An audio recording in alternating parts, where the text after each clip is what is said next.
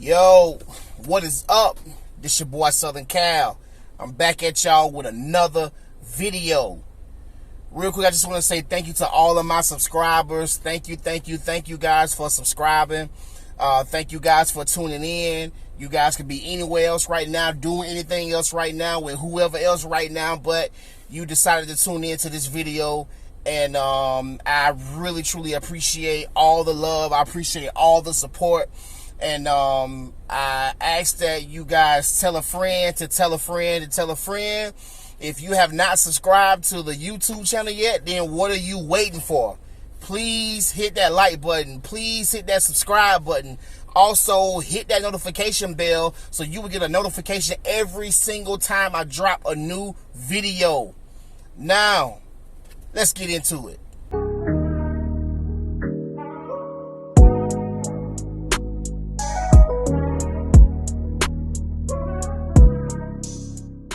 So I was looking on Facebook the other day, and one of my Facebook friends shared a post of a young lady who had taken her life, who had committed suicide because she was a single mother. I think she had like two small kids. And she was doing it alone, and couldn't handle the hardship. She couldn't handle, she couldn't take on the hardship of taking care of two small kids on her own, by herself. She felt like she couldn't breathe. She said that she wanted to, she wanted to be able to be free to go to the bathroom without having kids follow her to the bathroom. She wanted to be able to sleep in without being kept up all night with by her kids. She just basically felt that she couldn't breathe. And she felt that the only way out for her was suicide, was to take herself out. I think that she probably went through some type of depression. She probably had some some mental issues, mental issues going on. And, mental issues are to be taken seriously. I think that the one thing that we look down on is mental illness. And, we would take all other types of diseases and illnesses very seriously. But when it comes to mental illness, we look down on it. And, I just want to say, first off, before I go any further, I just want to give my condolences to this young lady's family. I just want to, my heart and my prayers go out to her family in a difficult time. I know that this happened a while ago, but, this is something that the family's still grieving over. You never get over anything like this, man. I mean, she was a very beautiful young lady, very attractive, and I'm pretty sure that her parents are still dealing with this. Her parents, her friends, siblings, if she had any siblings, they're all dealing with this, still dealing with the fact that she took her own life because she felt she couldn't breathe. I don't know the situation with her, that was going on between her and the father of her kids. I can imagine, or I'm assuming that being that she made that post, and then she made the last post saying that she was getting ready to check out. She was getting ready to take herself out. I can imagine that the father wasn't around, that he probably wasn't much of a father. So but I don't know. I don't know the full details of what, went on or what happened. So I'm going to say allegedly he probably wasn't around. So I don't know.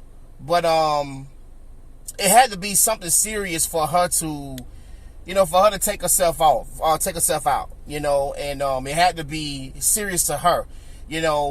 Our problems are real to us. And for that, you know, I sympathize with her. However, at the same time, I don't sympathize, you know, because this is what we have to think about these things. We have to take these things into consideration when we are laying down and having sex. You know, when we lay down and we have sex, we have to take into consideration what the consequences could be and what comes behind these types of things, because it's all fun and games when you laying down, when you talking that nasty ish to each other. It's all fun and games. You know what I'm talking about? When that man come over and she, you know what I'm saying, and she got that nice little negligee on, that, you know what I'm talking about, that nice little Victoria's Secret on, and, you know, she all oiled up and she looking good. I'm talking about hair all down, just all curly and all that. You know what I'm talking about? She all, you know what I'm saying, she dripping, she dripping wet. She, you know what I'm talking about, yeah, she fresh out the shower. You know, she smelling good, she looking good. You know what I'm talking about? She got the nice little manicure, pedicure, so she got the nails right, she got the toes right, she got all that. You know what I'm talking about? And you know, and all of that is fun and games. You know, when you laying down and you know what I'm saying, and you getting that good feeling of, you know what I'm talking about, you know, of that good sexual feeling, and you getting that sexual healing. You know what I'm talking about? All of that is fun and games, man. But, you know, we don't take into consideration to what comes behind that. That kids come behind this. That behind that pleasure comes hardship. And we forget that raising kids is no joke. It's something you got to be ready for. It's a huge responsibility. And if you're not ready for it, then by all means, just don't have sex. Keep your legs closed. Keep it in your pants. Men, keep your ding-a-ling to yourself. Women, keep your legs locked. Because this is what comes after this. You have a responsibility now. And this is a responsibility that requires a lot from you. You have to be ready to have a child. You have to be ready to bring a child into this world. You know, when my son was born, man, my son is like 2.5 years old now. And this was my first time ever being hands-on, you know, because when my daughter was born, I was in a whole different state when my daughter was born. But my son,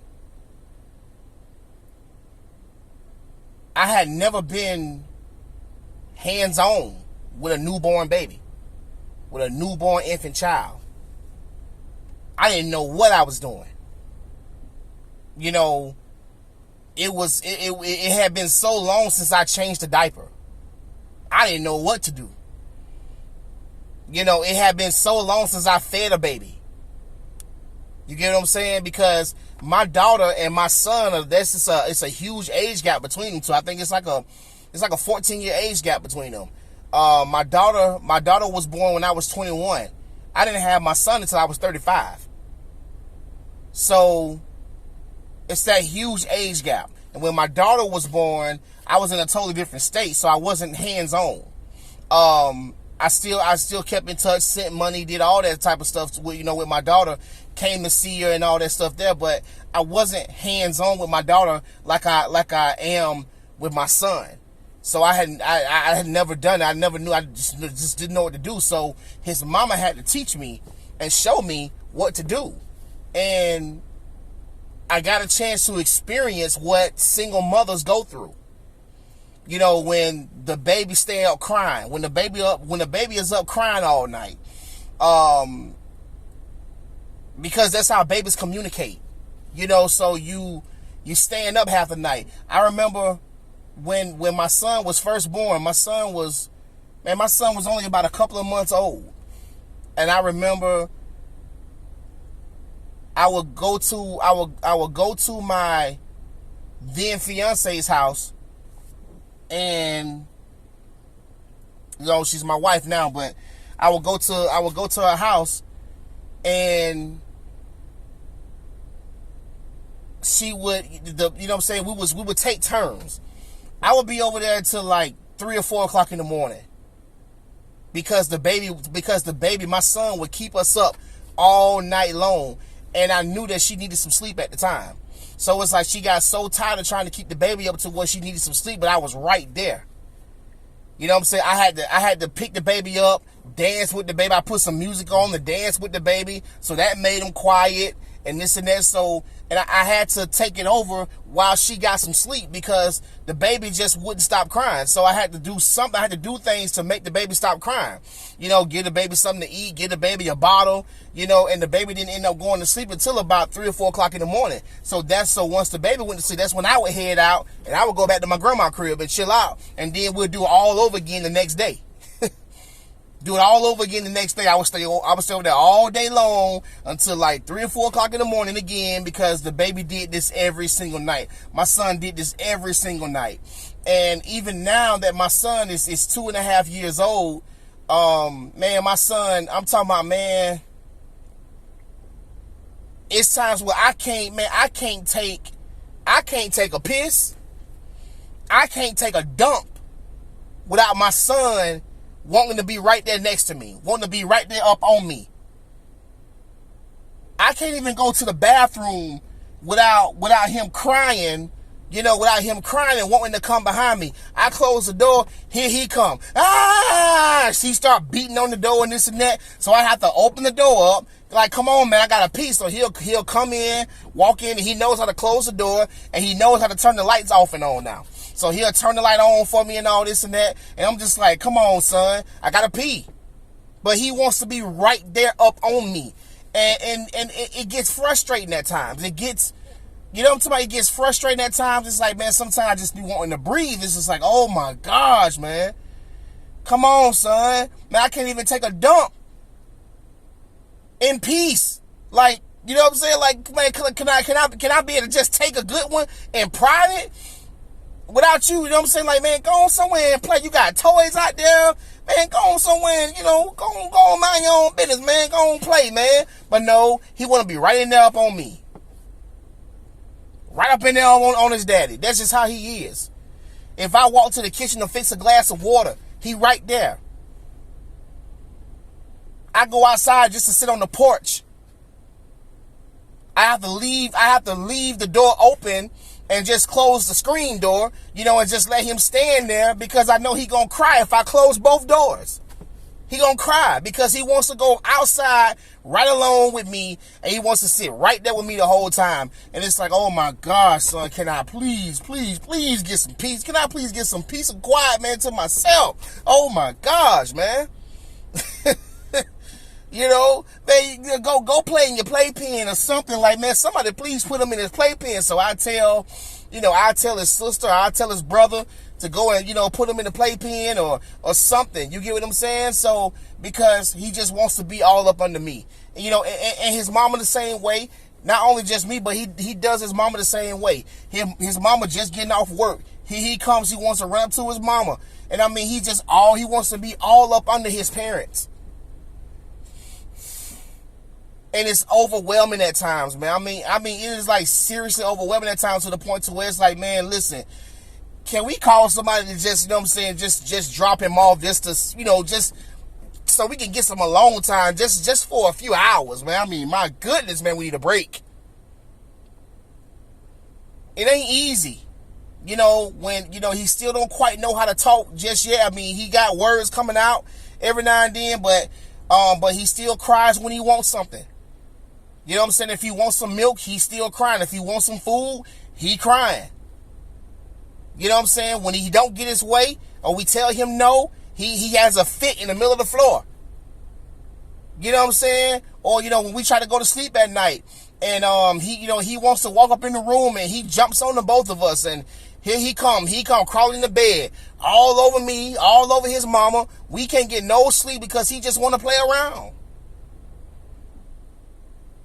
And it's like, man, I love my son, man, but my goodness, man. And this is something that I've never experienced before as a father. And so, so it's like, man, it's not the easiest thing to do. It's not the easiest thing to do, but you know what? I love it. Because that's my son, and my son didn't ask to be here. And I knew what it was when I laid down and made him. Because I wanted him to be here. I wanted a little boy.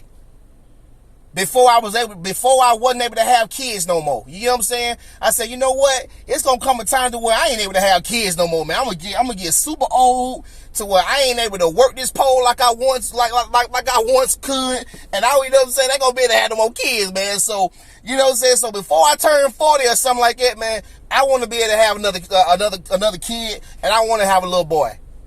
And that's exactly what the Lord blessed me with, was a little boy.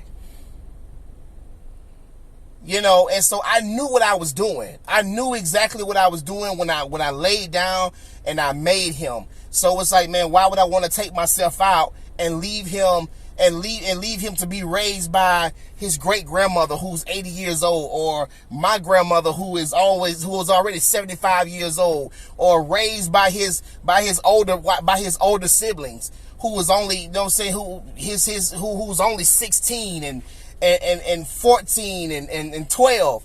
You get what I'm saying? And 9.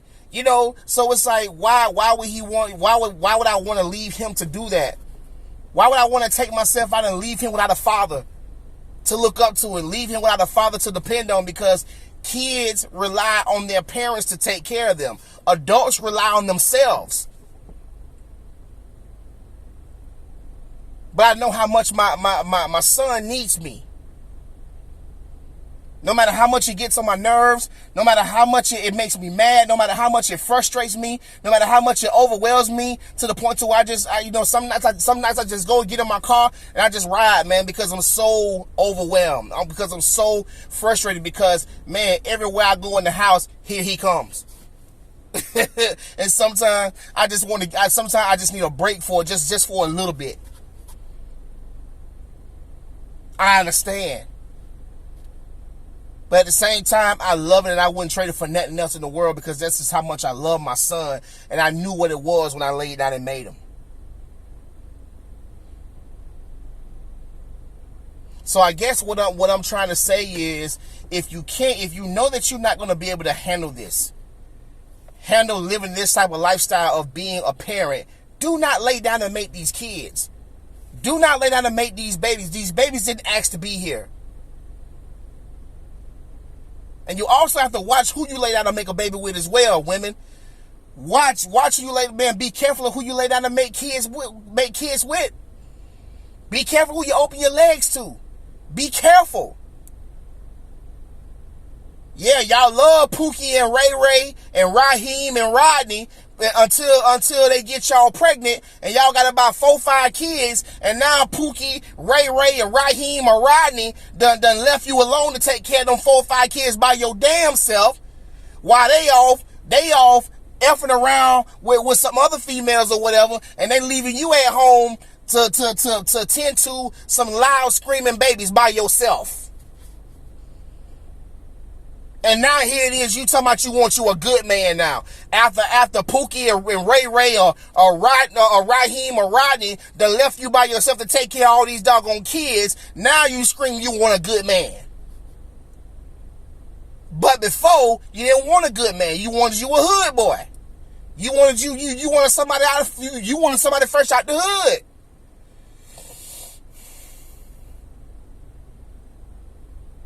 You gotta be careful of that, man. Be careful of that. Nothing is worth you committing suicide over.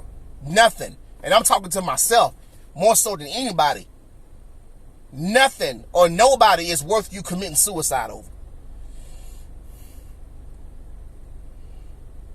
You gotta push on. I know the feeling, and I know it's hard as parents, but we have to keep pushing for our kids, because once again, our kids ain't asked to be here.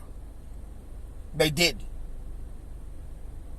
Once again, Please hit that like button, hit that subscribe button, hit the notification bell. My condolences goes out to this young lady and her family. You know, that you know, in this difficult time, they're still grieving. My prayers go out to them, and any other family who has a loved one who became a victim of suicide. You know, my heart goes out to you guys, man. My heart and my prayers and my condolences go out to you guys in this difficult time. Drop your comments. Let me know what y'all think about this. It's your boy Southern Cal. Gone.